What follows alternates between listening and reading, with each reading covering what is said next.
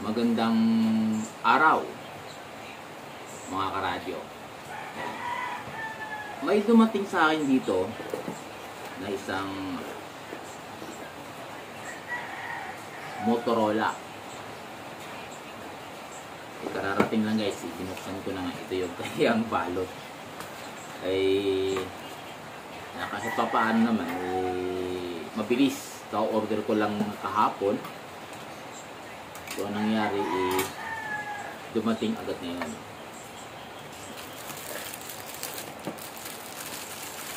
Ito guys, tinanggal ko na yung ibang plastic niya. Ito yung pinaka-radio niya. So, Motorola GP338 Plus. So, ngayon, i-review natin kung paano yung mga functional niya. So guys, napakalaki yung kanyang battery. Is 6,800 mAh. So guys, papalo nga sa taas. Ang laki sa ilalim.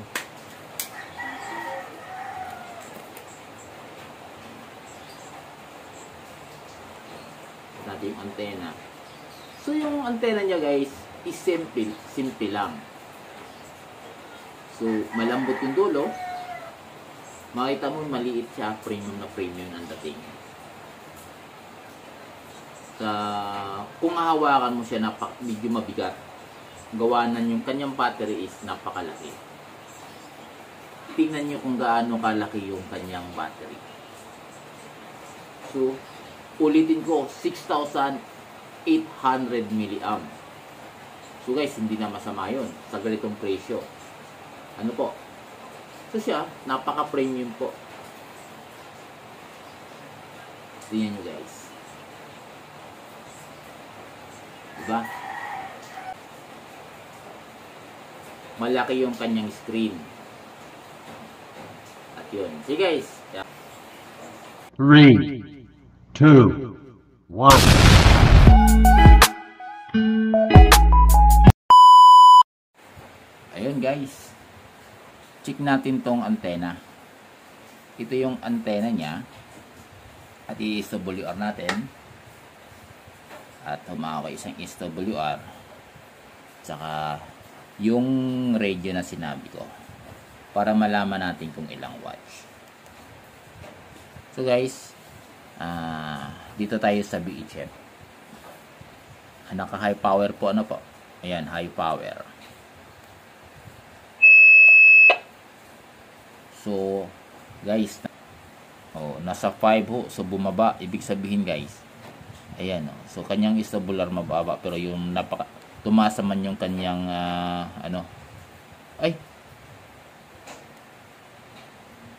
nasa 145, ako pala, 503.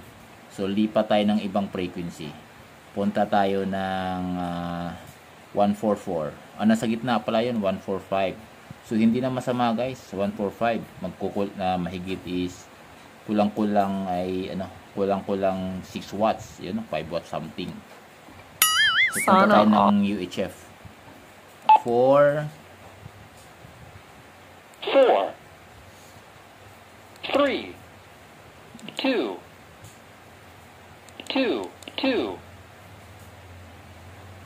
0. So, try natin sa UHF. So, yung ginagamit ko, malimit yung aking frequency na yan. So, guys, high power niya is nasa 4 watts. So, ito guys, depende sa ginagamit mong antena. Kaya pala. So, itong radio to, minsan nagse 7 watts. So, hindi talaga steady siya depende sa gamit mong antena. So, ngayon, isakal siya. Kasi, rubber duck lang ho ang gamit natin. Diba? Ano po? Sa UHF, nagpa 5 watts siya. Pero depende sa UHF na gagamitin natin. Sa VHF naman ay umaabot sa ng 6 watts. 1 4 4 5 0.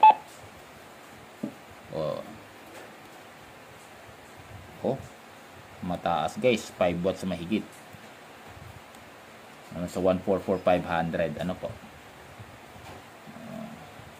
So guys, ito kasing radyo, alam mo naman yung ano ng mga portable, hindi talaga siya ano sa mga rubber duck. Kasi ginawa ko dito para ma-SWR ko, ito lang ginawa ko sa rubber duck. Ayan o.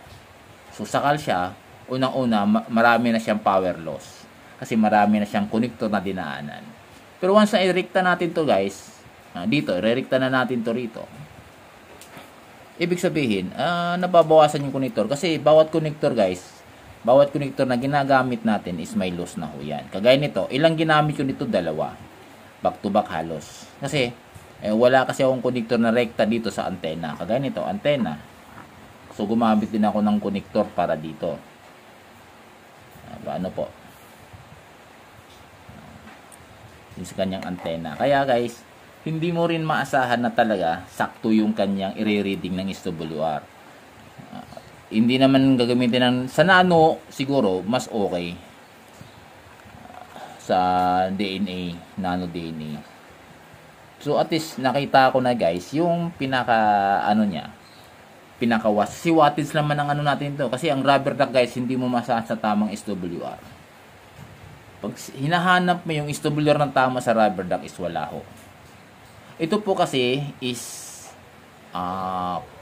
quad band. Ipapakita ko sa inyo guys kung anong frequency niya kaya na pagtransmitan niya. Magmula 136, 200, 350, 400 saka 500 hanggang 600 ata. Yung kanyang kaya nitong rubber duck na to. So kaya hindi mo masahan siya guys na magpa-plug. Kasi marami siyang banda dinadala. Guys, kahit anong radyo guys, kahit anong antena, yung mga antena magaganda dyan, once na iba-ibang banda nagbabago. Kasi guys, malimit ang ginagamit nyo. May yung mga sa mga malalaking radyo ho natin, kagaya ng iba, na gumagamit ng mga iba-ibang banda, so may antenna tuner ho sila. So ito guys, rubber duck. So ang binabasehan dito ng factory, ay yung malapit na tono, malapit na SWR na mababa, doon sa 4 na frequency na pwede mo gamitin. Diba? Ano po? Pero guys, ito okay na tong radyong to.